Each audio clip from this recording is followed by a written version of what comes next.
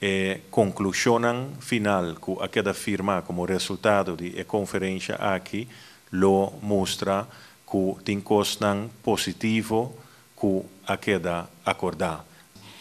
Vanochtend was het ook duidelijk van de verschillende inleidingen dat er toch belangrijke uitdagingen waren om te komen tot een overeenstemming.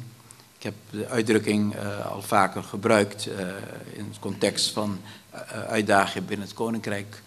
Hoe groter de kloof, hoe mooier de brug. Er waren 's ochtends bij de inleidingen wat scherpe stellingen gepresenteerd. We hebben vervolgens daar goed over gesproken, elkaar diep in de ogen aangekeken en we hebben daar goede afspraken over gemaakt om verder te gaan.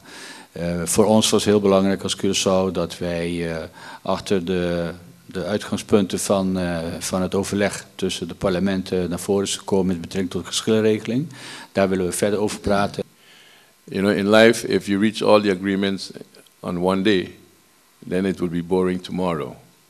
So I think we have enough reasons to continue working together and communicating with each other to find lasting solutions.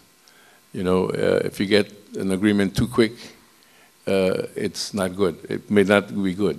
How this in Papimento? Sopi purata kima? Sopi purata salisada, no? Okay.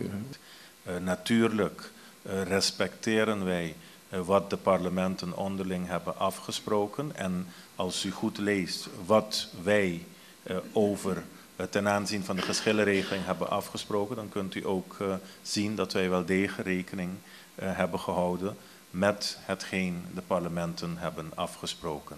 Soms kun je beter in overleg blijven. Daar hebben wij voor gekozen en over 3 maanden zullen wij op bestuurlijk niveau verder overleggen over deze kwestie.